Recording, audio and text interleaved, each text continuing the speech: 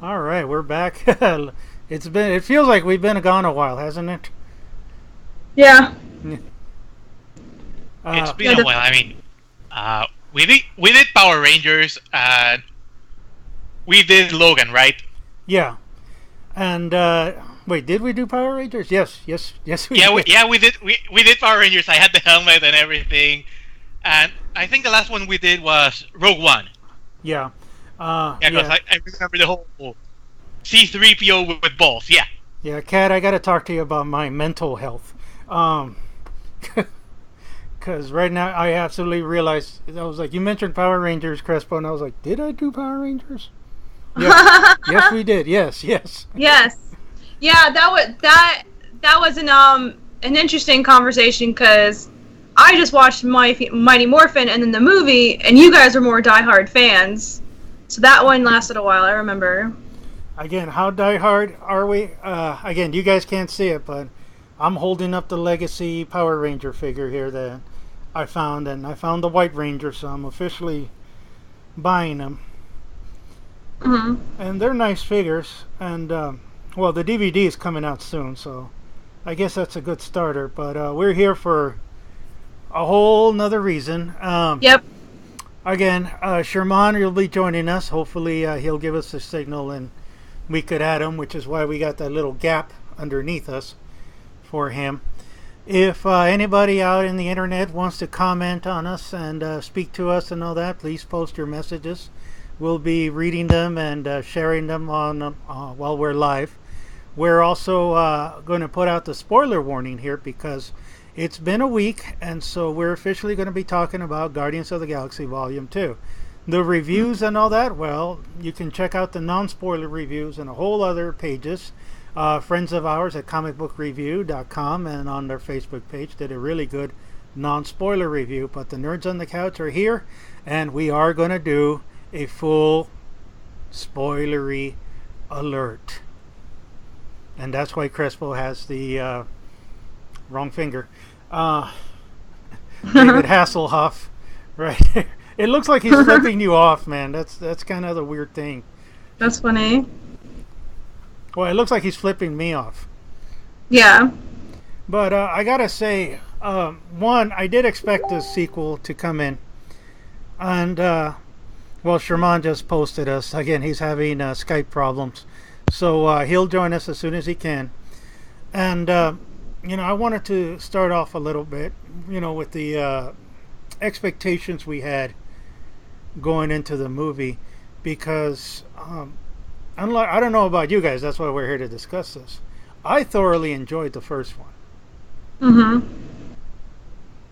Yeah, I think universally it was pretty well received, pretty solid.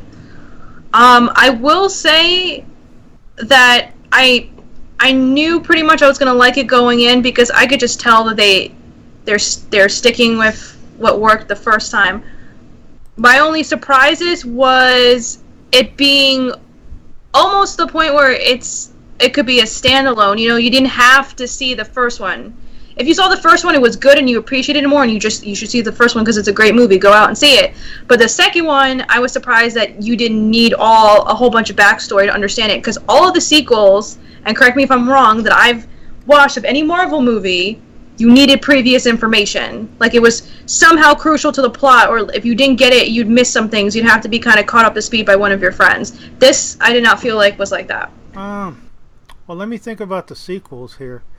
Uh, did Captain America need a sequel? Well, sorta, huh? Well, yeah. They had the Winter Soldier and I had the whole spoiler.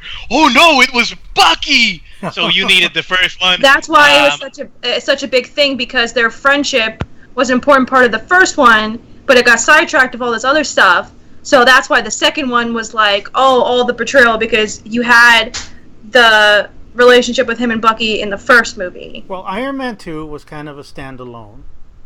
That's true. You know what? Those are the only movies I didn't care for too much. I know people are going to hate me, but the Iron Man solos, I liked Iron Man outs more after the solos. Myself. Well, to be fair, Iron Man has this. Well, Iron Man and Thor have this small problem. Yeah. The first one, good. Sequel, Thor the sequel was a bit hard to swallow. It had Iron Man's- really good moments. It had good scenes. Like, I liked some of those scenes in there overall with Marvel movies in general, but it was just a few select scenes.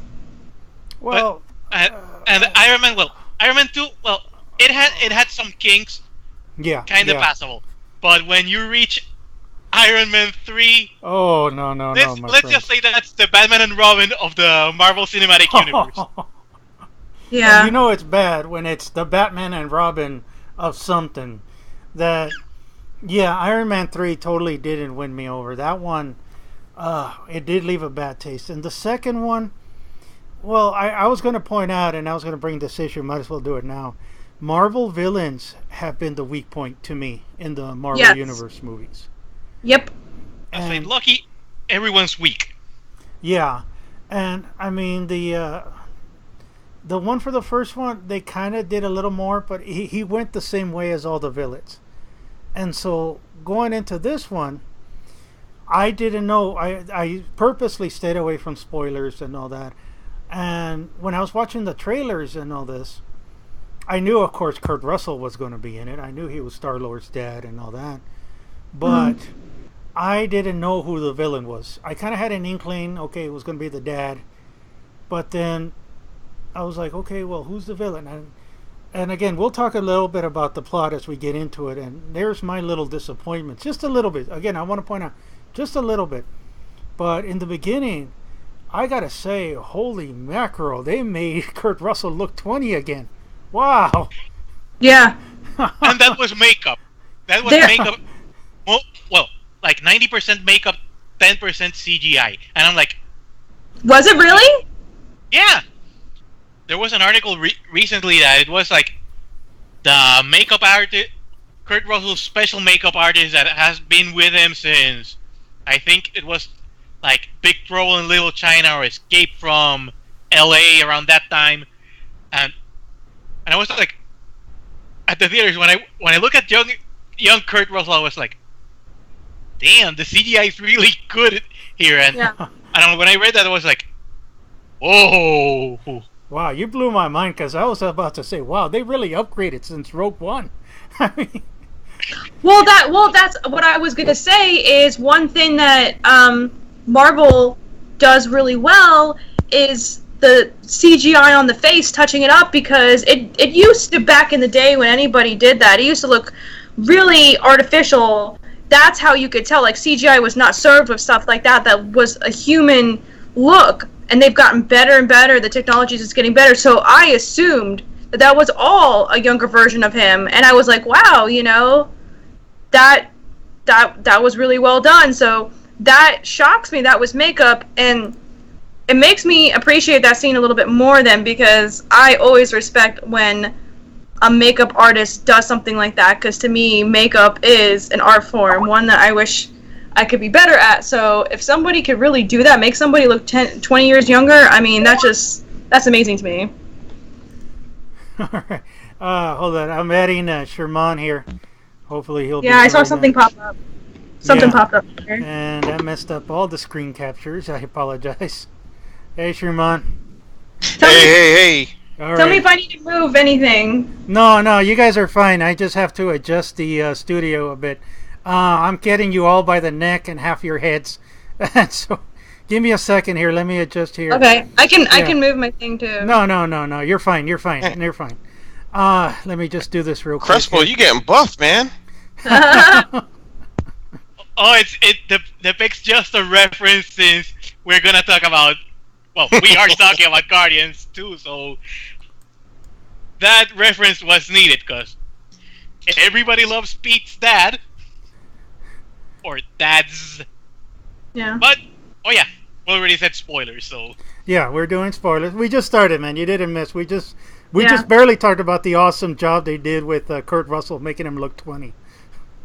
Yeah, I couldn't believe it. That was real. That wasn't CGI. Or really good plastic surgery. Oh, geez. I mean, it looked like, hey, you know, it looked like, hey, I'm going to be in a Marvel movie. Let me just go in and get a quick nip tuck. And, you know, whatever. In Hollywood, that's not a big deal. I mean, I'm like, all right, whatever, Kurt Russell. That's what I thought happened. But I mean, Hollywood is getting extremely prolific with that. I mean, we saw it in Star Wars. We saw it with Princess Leia. Yeah. We saw it with what was the commander's name? I can't remember his name. Grand Moff Tarkin. Yes. We saw it in Civil War when they de-aged Robert Downey Jr. for the presentation that was amazing. Oh yeah, there was that. Matter of fact, if you look at the commercial for the new Pirates of the Caribbean, they've got a young Jack Sparrow, and it's just Johnny Depp. It's just Johnny Depp. CG younger. Well, I thought it was a teenager for that. I mean, we were just saying again. Him. Yeah, and Kurt Russell, I have a long history with him. I want to say I love Kurt Russell. I mean, Big Trouble in Little China is one of my favorite movies. My wife loves Overboard. It's like one of her. Whenever Overboard comes on, she's going to go see it. She just absolutely loves Overboard, and so. It's always an exciting time when it's Kurt Russell. And when I saw that he's in the movie, I was like, all right, good. I'm going to enjoy this. And so seeing him again, I thought it was cool and all this. And then I jumped to, and then they had the story with that weird plant thing. And I'm like, okay. And then it jumps to Guardians of the Galaxy. And I was like, okay, I'm there. Baby Groot. Okay, you guys are going to sell toys. Yeah. The part in the beginning was perfect because for a couple minutes you basically saw life from Baby Groot's perspective. And I just love how little and feisty he is. And it's funny because he reminded me of my dog. My dog's like this big, but she thinks that she rules the world. And she's super, super feisty, just like Baby Groot. So I'm like, oh man, I want Baby Groot. They did their job, Like they sold me. That was really good. I didn't want I could watch a whole movie of him, Baby Groot dancing the movie Guardians 3, Baby Groot dancing. Baby Groot happy feet. Baby Groot happy feet. Oh, they would make some kind of cartoon for a kid. Don't give him any ideas. Yeah. Don't give him any ideas, otherwise we'll get the next Minions. Yeah. Little Groots. In fact, that's what they'll call it. Instead of Minions, they'll call it Groots. They're cuter, the Minions, to me. A whole bunch of Baby Groots, I'd rather see that. But I gotta give high praise. I mean, one, I did like that beginning scene. That beginning scene set the whole tone for the movie. Yes. It just really, they started with that scene, and I don't want to say it was a little bit following like the first movie. But I got to give credit to the director. He really followed the formula, but he made it well enough that it's different. Yes. And that's not easy to pull off. Because we got to admit, there's been some sequels where we walk in and we're watching the same movie again. Yeah. And then the worst one I hate, and again, this is the worst sequel. Okay, this is the worst sequel that I absolutely hate. Sequels that forget about the movie that happened before. And I'm talking about like Ghost Rider, Spirit of Vengeance.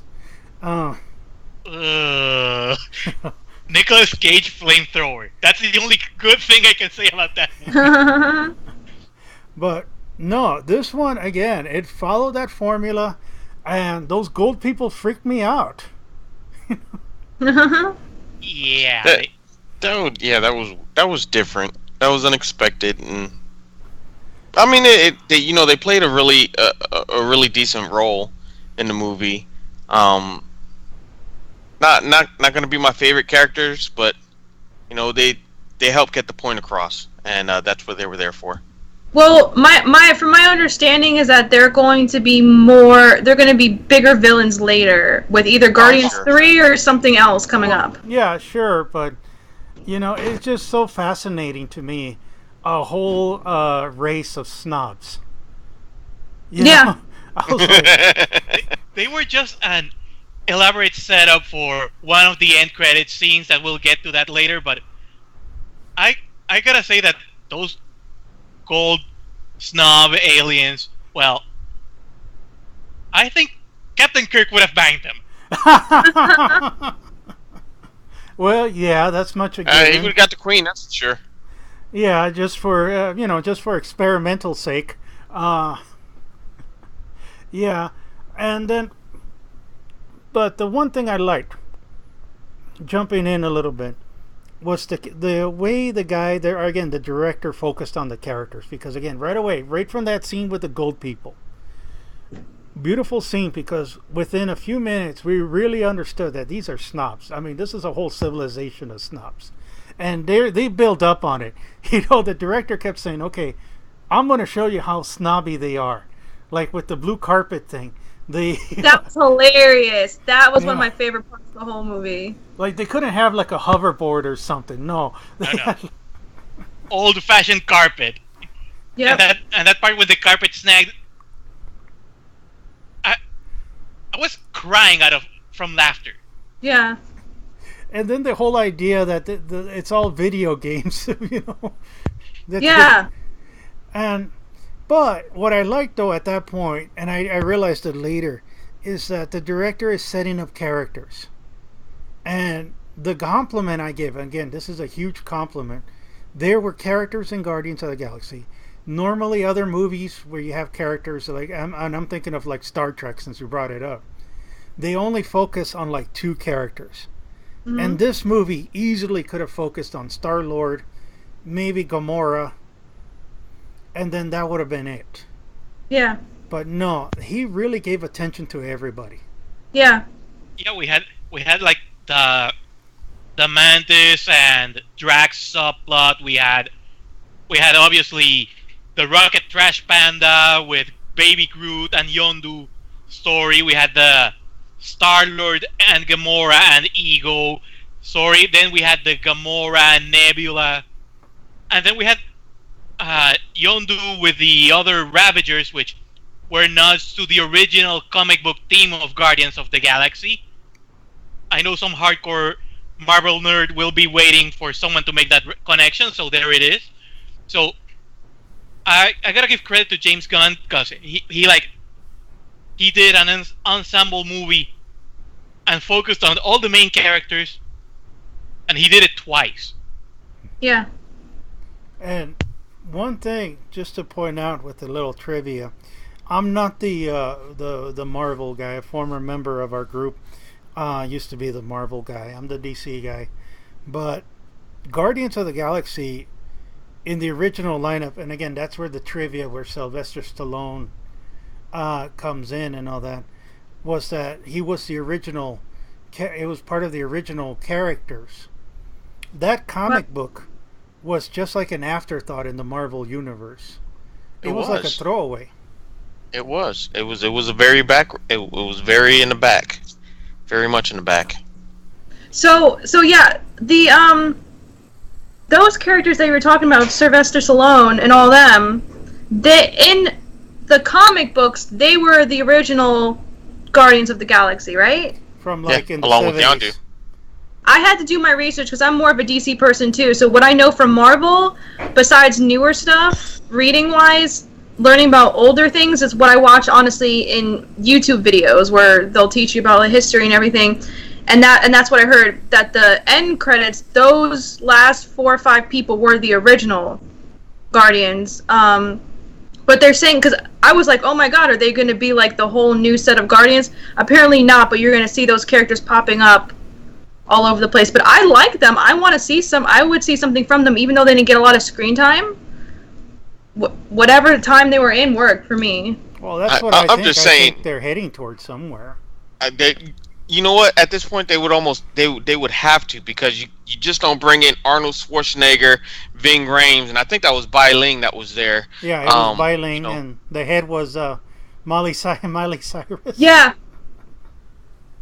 I would never have known. So it's like you bringing in these people that require money. So I mean, you just don't bring them in for a cameo. I mean, especially Stallone. I mean, but I know he's got the Expendables and all, but still. But what they're saying is that's not going to happen. Yeah, you know what? Give it some time. Hollywood will change.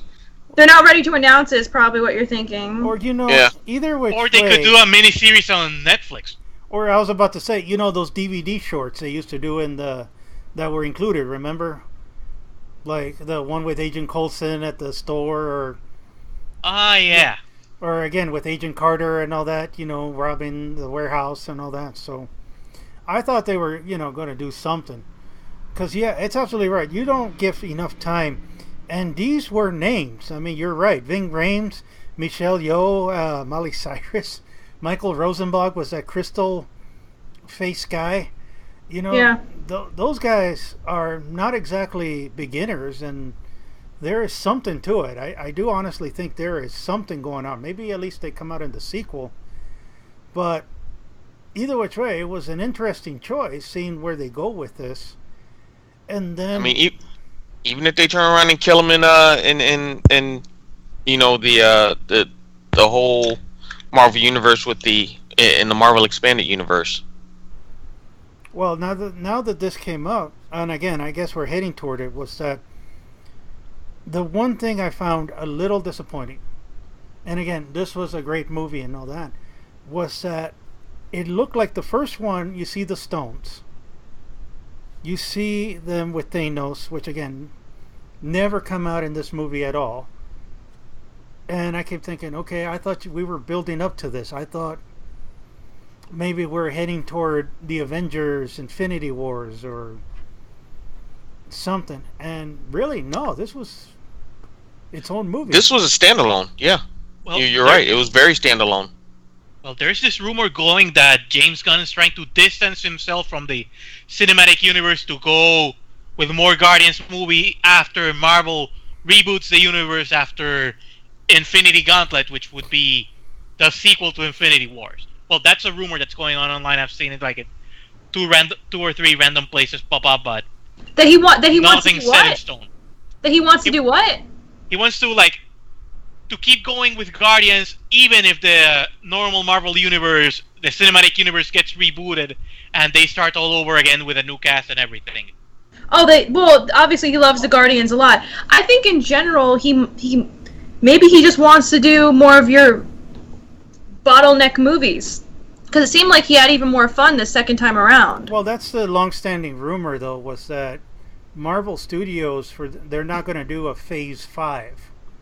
Yeah. That they're going to do their own, because I think they kind of realized, wow, we really created a really, a really complicated universe story, that they're all tied together. It's all going on, yeah. And I think it kind of, or it's on the verge of getting away from them. And especially Robert Downey Jr. is only here for the Avengers movie, and he said he's probably going to retire. Chris Hemsworth said he's going to retire after the Avengers. No. Chris Evans is the one that's retiring. Hemsworth, I think he might do other stuff, but he also wants to hang up the hammer. Yeah, because he was saying, as buff as he is, he was talking about how it's a hard time, being physically that fit. And well, Kat, you're here, I mean, how much work is it to maintain like those superhero bodies? I mean, the level that he's doing. Yeah. I know the Rock's larger than him, but the Rock's probably got a similar plan to him, and he'll work out 2-3 hours a day of just hardcore heavy weights, and the way he eats is like twice the amount of calories that a normal person would. He's got like, it's to the point where working out and eating, especially eating, is by no means enjoyable, because you're just pushing food down your throat, and it's got to be specific food at specific times. So everything is planned for you. You can never just be like, "Hey, I want to eat this." Everything is planned. You can't go out and maybe play basketball or something like that on the wrong day because it's not your cardio day or something. It's a lot to keep up with mentally, and no matter how good the money is, I'm sure that after a certain amount of years when they don't need him that much in the universe, I think it's understandable if he's like, okay, why don't I just maybe pop up here and there. And I think that's where they're going to go. I think it's smart. You got yourself to this point. You don't want it to explode in on itself. Have some of the old characters pop up to kind of mentor the younger ones or pop up when they're needed, and have the films just kind of go in the creative direction with the directors that you trust. So that instead of being like, hey, this is what you have to do, this is what we need to accomplish in this phase, give them a little bit of creativity, have other characters pop in, and see where the story goes. And I think that's what they're going to do. I think Thor Ragnarok having the Hulk in there is a sign of the type of movies they're going to do. They're going to have movies with a couple of the big characters partnering up and doing something interesting, and part of the plot is going to be these two personalities conflicting. You know what I mean? Like, that'll bring some flavor to the movie, instead of like, well, we got to get the Infinity Stone, so you're doing this for the Infinity Stones today, you know? I think part of it, I think there's a logic to what you say, but part of it, I think logistics has to be play. And these actors have done it for a long time. Like on our last show when we reviewed Logan, you know, he was Wolverine for 17 years. Yeah. Yeah. And these actors have played these roles, they're going on a decade. You know, I mean, Chris Evans for Captain America, oh my God, he's had to keep the shape up. And normally, he's mentioned, he's a skinny guy. Yeah. You know, and so he has to pack in the weights. And like you said, he has to take the proteins. He has to work out. He has to, you know, his life has to be on the set schedule, which I can imagine he enjoys after a while. And eventually, no matter what, we do have to get new actors. Yeah. And I think that's what we're heading to. I think there will be a new Tony Stark. I think there will be a new Steve Rogers and all these actors. I think, and they're just going to have to reboot. I mean, honestly, I do think they have to reboot. I don't think so. I think I wouldn't like a reboot because they don't need to. We have all new, all different Marvel in the comics. Do a version of that in the cinematic universe. Use what you have. Make Falcon Captain America. Do the Captain America Falcon, because you got all the seeds there. I don't want the Winter Soldier to be the new Cap, like, and have him kind of give up the mantle. And you don't even need to see him. You can refer to him, been like, oh, well, he's enjoying his life right now with, you know, Peggy Carter's, you know, niece or whatever her name is, whatever. Like, which is weird, but whatever. I'm not going into that. He's enjoying having fun, shacking up with her. Hey, you know, he gave up the mantle to somebody who deserves it and wasn't flip-flopping with good and bad. And then he could wear the cool suit from the comics, and everybody will lose their damn minds at the end credit scene. All of a sudden, oh, and here's your new suit. And then he's got the goggles and everything. Like, they'll lose their minds in the theater for something like that. And they have new Iron Man, the, you know, female Iron Man. They have a female Thor, but make it a different person than Jane Foster, because I don't like Jane Foster in the cinematic universe. Just to point out, though, don't bring out Natalie Portman. No, and just to point out, we're gonna just pretend like she doesn't exist. The comic book stories today, the comic book readers hate them. They really. Some of them, no, people don't hate Falcon as Captain America, though. They hate the female Iron Man and the female Thor. So. But there is some Falcon Cap hate, and it's mostly out of Falcon was an original character. Now he's just that's true. That's true. And you know what? And you know what? You could do that. You could have just Falcon be the leader. You don't need a Captain America. That's true. You could just have Falcon be a leader of another group. You could bring in new superheroes instead of having the same kind anyway, and just have the older ones lead the younger ones, like it actually would probably happen in real life if this was a real thing. As again, thinking the Disney executive, and you know, he's thinking, no, the people want Captain America movies. Those would be the executives meddling in business, saying, "Oh, we need it for the branding. We need it for the branding." Guess what? But they're the ones that drive it. And it Guess sells. what, though? And no, the fact is, they've sold. Guess what? Now everything is character driven. That's the only reason why Guardians of the Galaxy 2 is successful, because it didn't have a dang plot. It's about the character driven. If I care about the characters, I want to buy the merchandise. Yes, you need to have cute little things like Groots and stuff like that for the kids, but Falcon has all kinds of cool stuff going on. You could sell toys.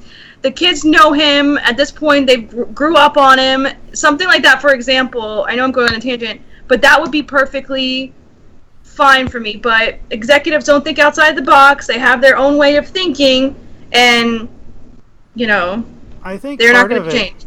And this is the argument I've said for a long time, is that Captain America has had, 70 years of adventures, and then we just got him. We saw his origin, and still to this day, Captain America: The First Avenger was one of my favorite movies. I think that's one that they actually nailed and they did right. Yeah. And then from there, we jumped to the sequel with the Winter Soldier, and okay, that happened in the 80s, and then from there, we jumped to the Civil War, which happened recently, a few years back. Yeah, and there was so many great stories in between. I mean, there's a time that Cap gave up on America because America was acting all corrupted, which we saw a little hint on Winter Soldier, but Cap gave up on the costume, and then America got a crazier man on the suit, which eventually became U.S. agent. But you know what?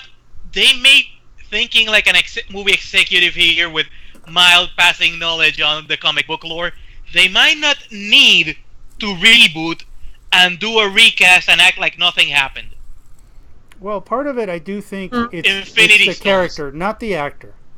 And the character, just to keep the character, yeah. they have the Infinity Stones. There's the Reality Stone, which can alter reality on a universal level, so they can easily use the stone, rejuvenate the characters, and have the new actors, and they can not even keep on going.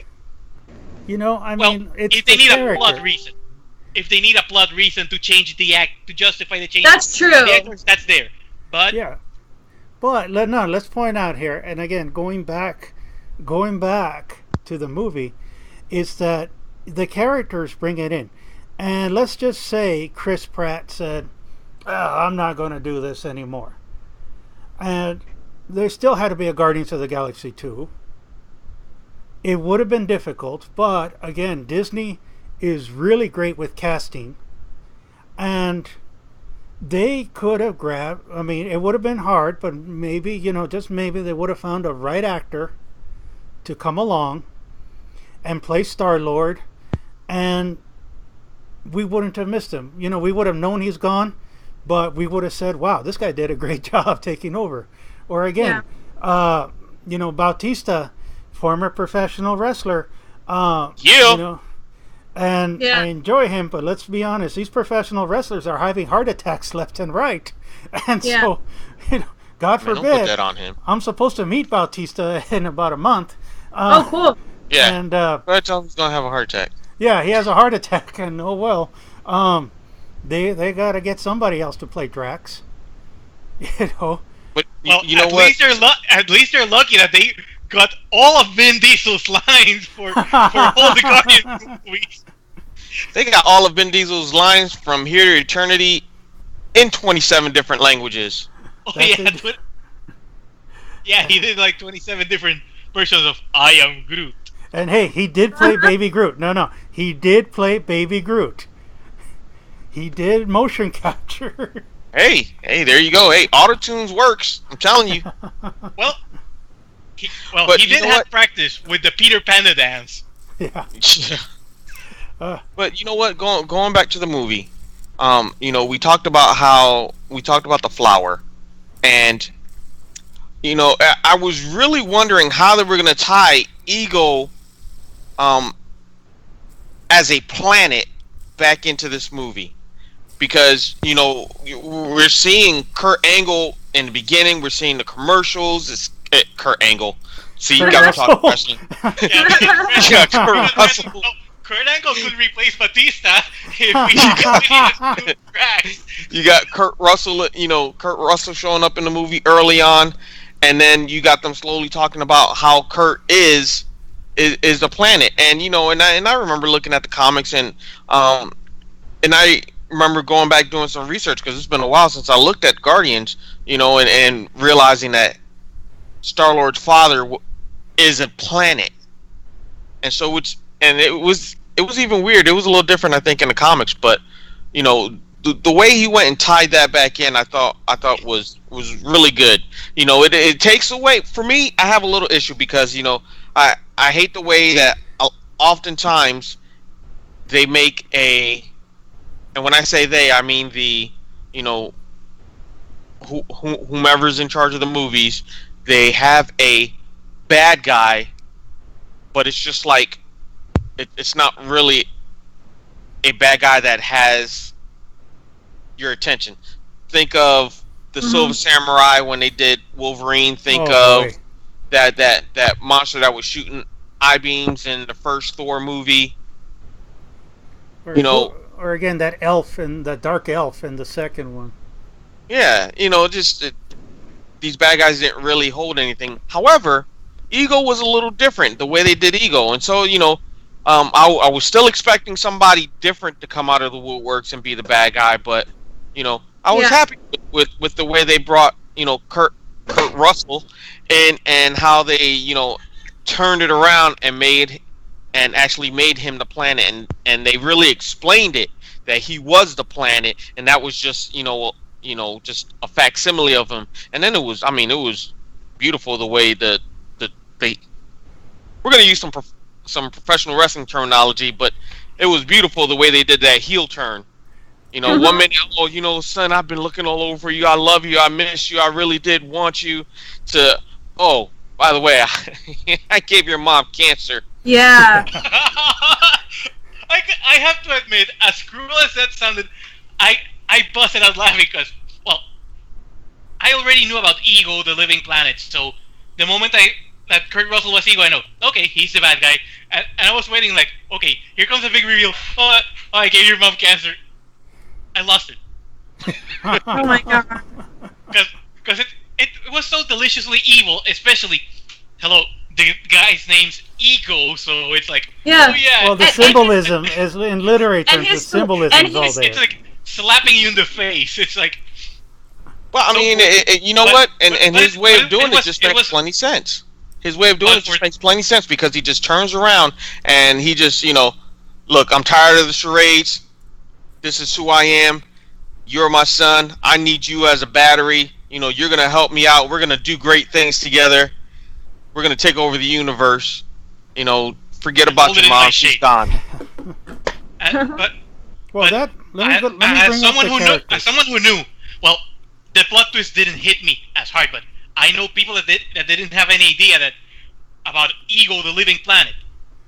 We're like, oh my god, and I just gotta rub this on DC's fans' face, but Marvel made a movie with Ego, the living planet. That's like beyond Z-lister, and you guys can't even get Superman right. Hey, let's hope. Let's not get sidetracked, but let's hope.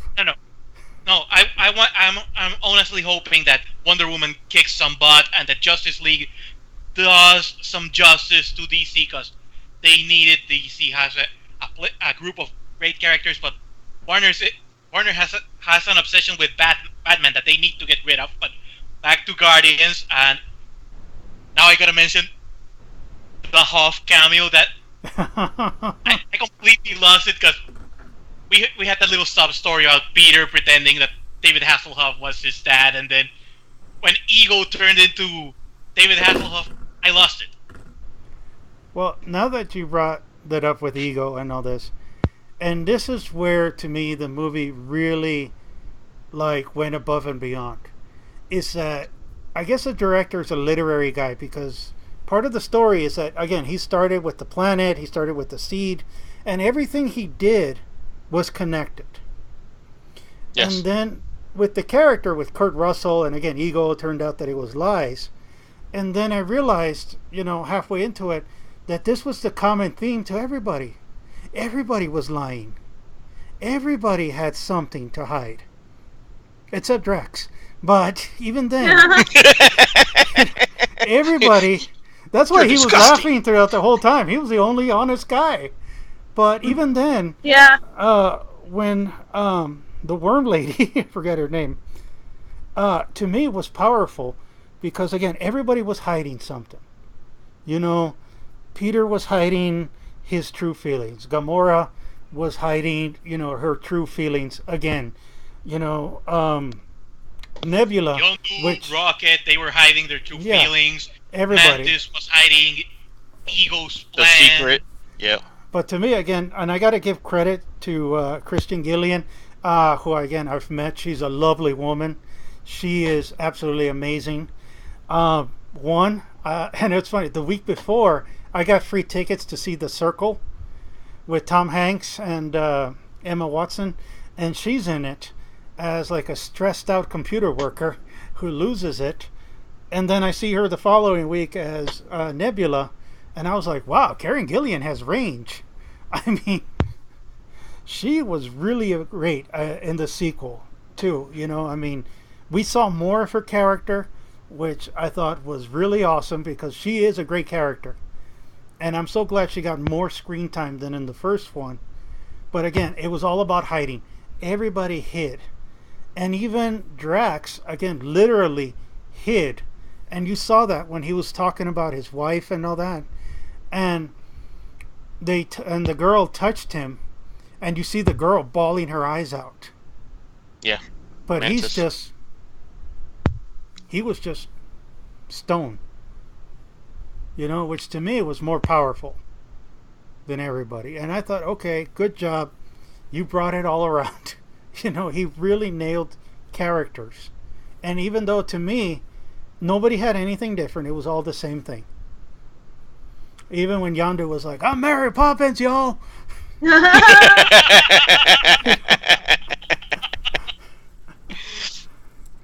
That was a great one-liner, man. Is that good? The movie had good one-liners. Oh, man. And you're disgusting. And the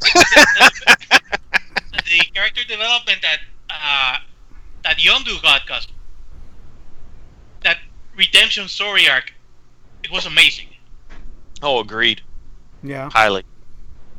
The way he turned around and it's I appreciate the way you brought that up, where everybody was hiding something, and that included Yondu. Yondu was hiding the fact that he actually, as much as he threatened Star-Lord, he really cared for him. He had a deep love for the boy. It was the Snape moment, I guess. It was what? The Snape moment from Harry Potter. Yes.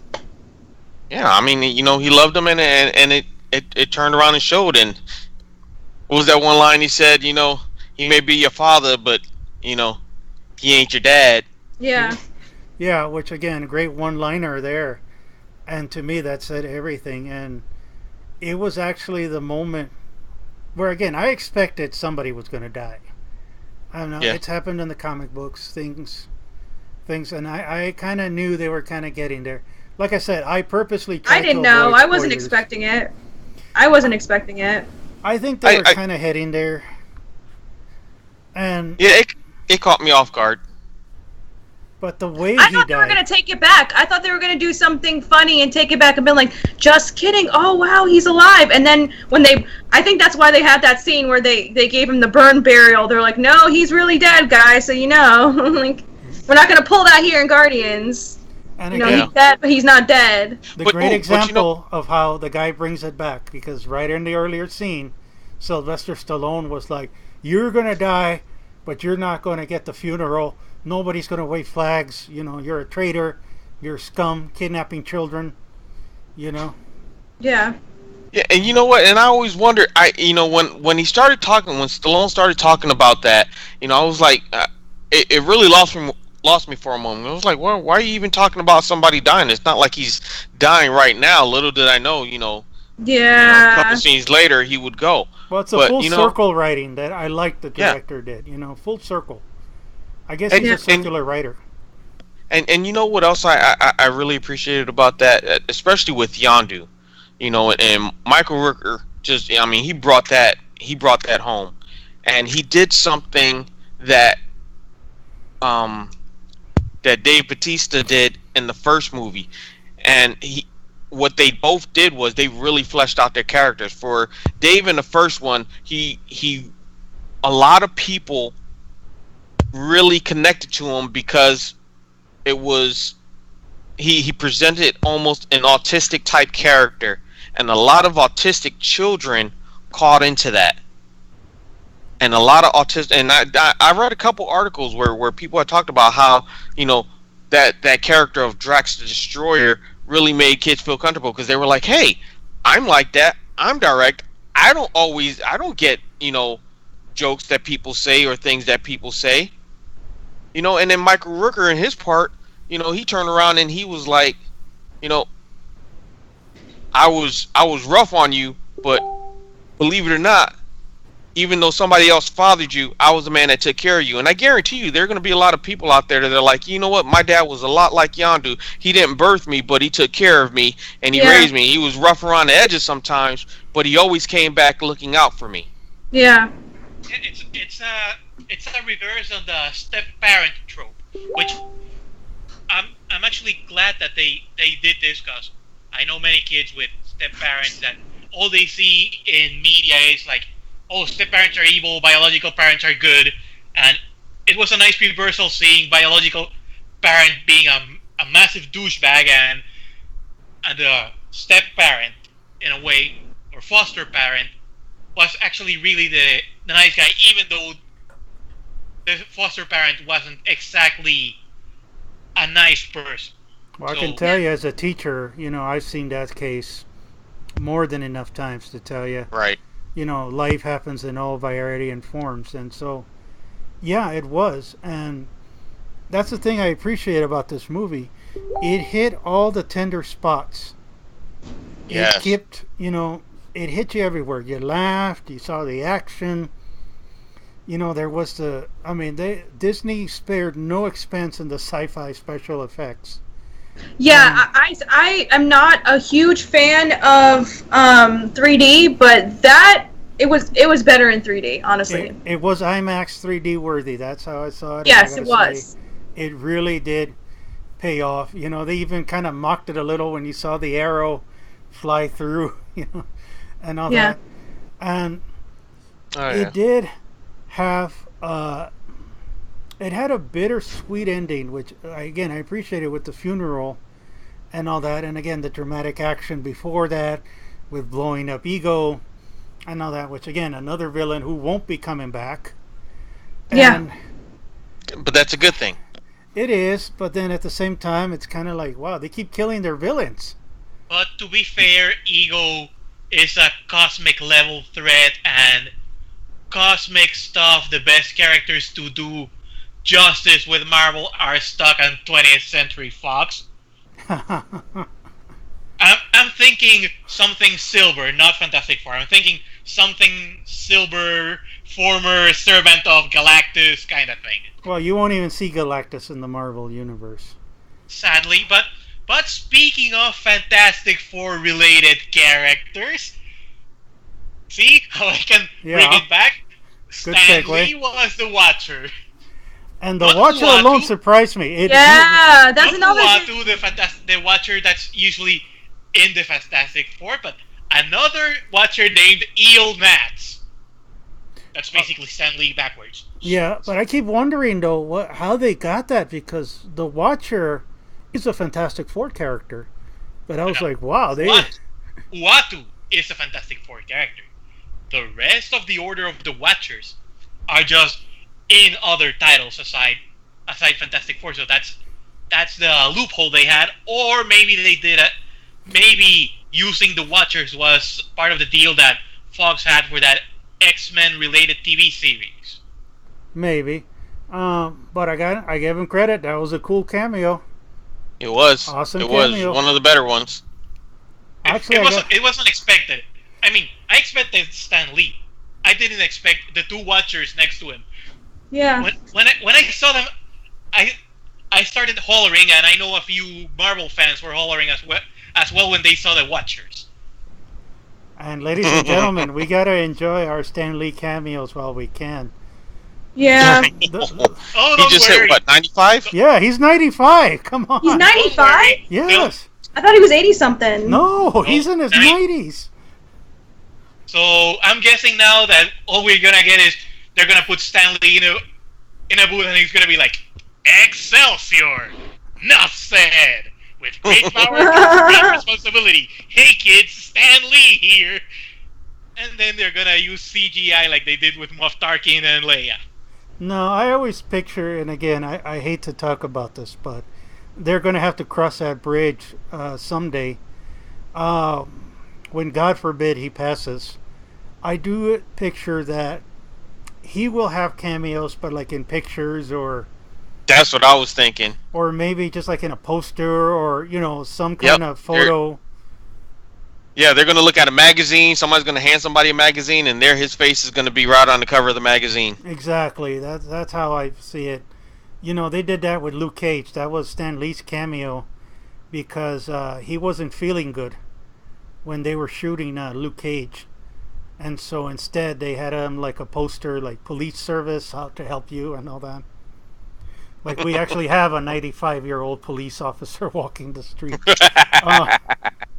Yeah. But again, it's going to be a sad day. To be fair, I'm thankful that Stan has done long enough, and if they have to retire him, so be it. I'd rather have him retire as a character, maybe some visual nod here and there, than keep dragging him alone. Okay, the Deadpool 2 cameo for the trailer was funny, but yeah, I think I think they should do it before Stan Lee dies, because it would be rather sad to see, like, God forbid, like, for Infinity War in memory of Stan Lee. I don't want to see that for a long, long time. Well, again, the last few years have been rough. I mean, we lost Leonard Nimoy, Carrie Fisher. I don't want to lose Stan Lee anytime soon. So, hopefully, again, we see him for way more cameos. But speaking about young and life and vibrant and full of life, how about that one scene where we have a teenage Groot and, it's every parent's, nightmare, Nobody wants to see that in part 3. Nobody's looking forward to that. I hope that for part 3, Groot grows up a little bit more, because I'm not looking forward to see a hormonal teenage Groot. No, but I think it was funny when he came in the room and he's like, "What are you doing? Pick up your stuff." He's like, "Oh, Groot." Like, whatever. Like, I don't know. I don't know about a whole movie, but I wouldn't mind seeing them pop up in Infinity War and he's still like the angsty Groot, Yeah, that's how I picture it. Angsty Groot. Yeah. Groot, help us, and he's like, they're in the middle of a fight scene. Yeah, they're in the middle of a fight scene, and they're trying to get him to say something or do something. He's like, "I'm Groot," and then he just trips somebody. Yeah. And always that's how my daughter was. Honey, I need you to pick up your clothes. that hit too close to home. That's everybody's kid. Yeah. That sigh. Yeah, the sigh. The garbage. Dishes. Your clothes. Hey, come eat. Get to school. I am. No, it's like, Groot. Voice cracking. Voice cracking when he said it too. I am Groot. And one thing now we gotta wrap things up, which again conveniently we're at the end. I did like the extra scenes, but again I was a little disappointed they didn't roll into the next movie. Yeah, I was expecting that too. Well, they kinda did with a super duper obscure reference, which is the cocoon of Adam Warlock. Well, that's part 3. With the Keeper of the Soul gem. But that's something that average moviegoer won't have any idea. That wasn't on the level of purple guy at the end of the original Avengers, which was Thanos. But here's one thing that's been bugging me. I haven't seen the first Guardian recently, but I could have sworn that one of the comic version of the cocoon where Adam Warlock hatches from was in the collector's collection. In the first one, yes. Was. But if I recall correctly. But now they're alluding to... we have the brand new Adam Warlock cocoon for Guardians 2, and I need to make reference to Howard the Duck having another cameo in the movie. Just hurry up and make the full Howard the Duck reboot. And it was voiced by Seth Green. Still Seth. But the cocoon, according to them, was that, again, it was just a cocoon. It was kind of played at Adam Warlock, but I guess now we know Adam Warlock's going to be the bad guy for part 3.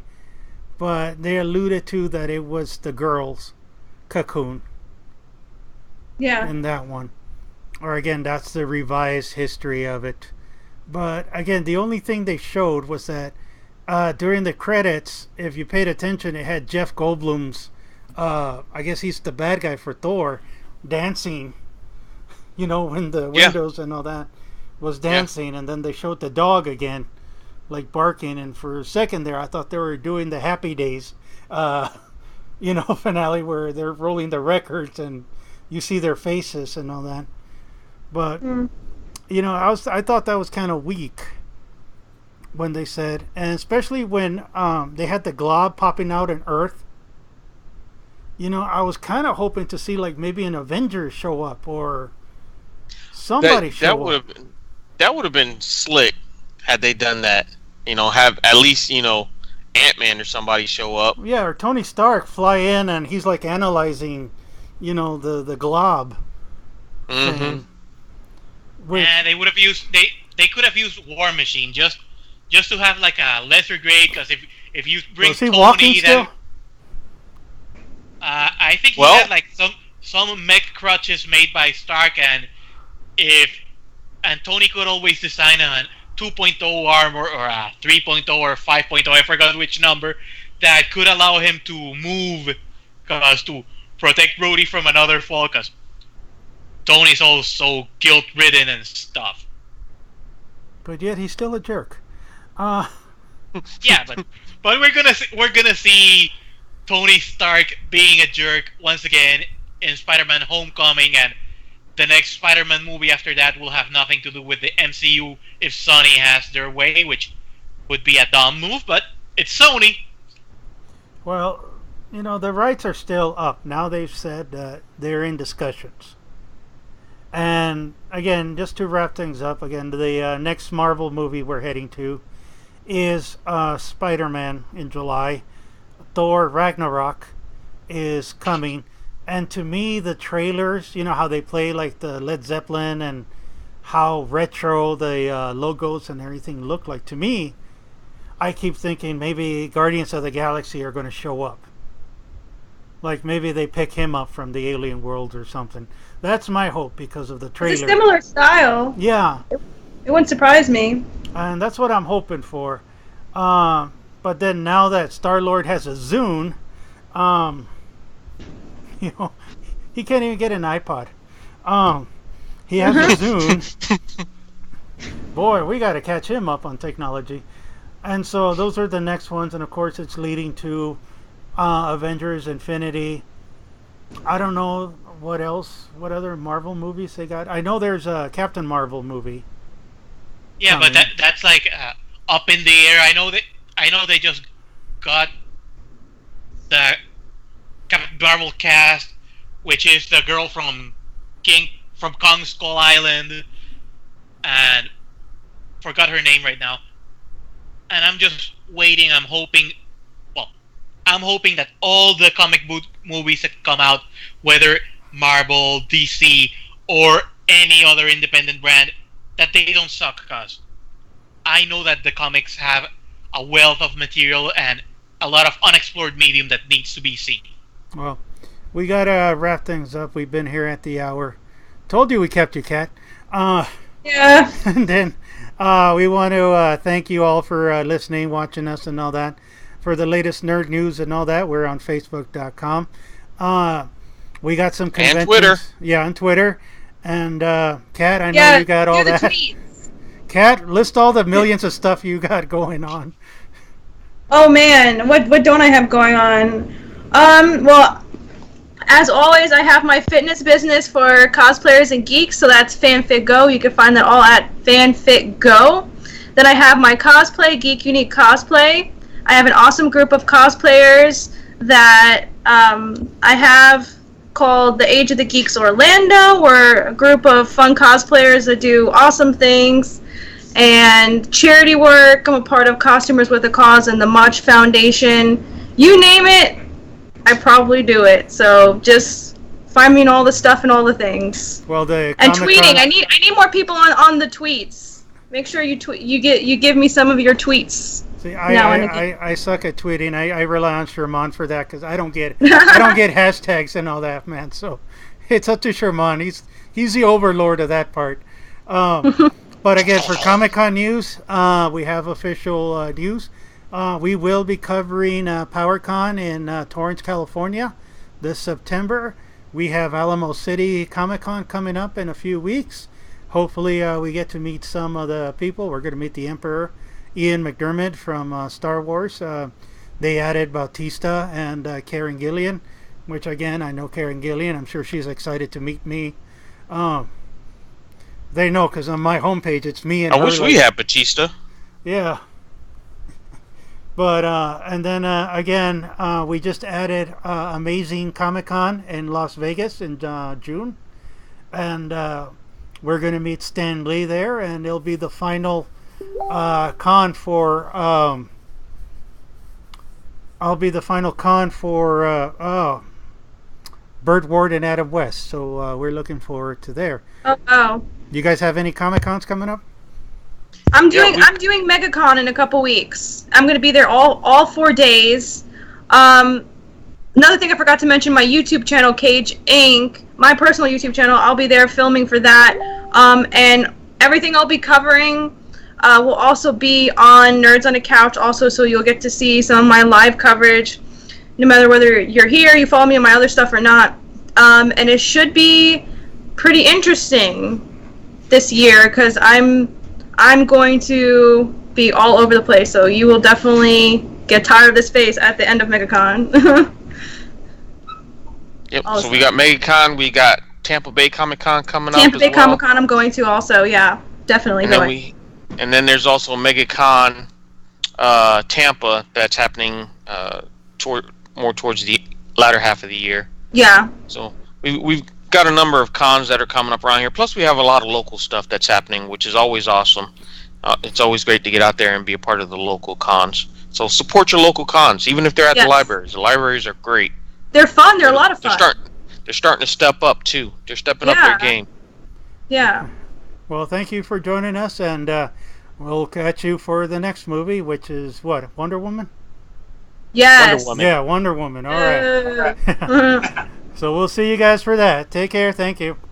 All right. Bye. Bye, everybody.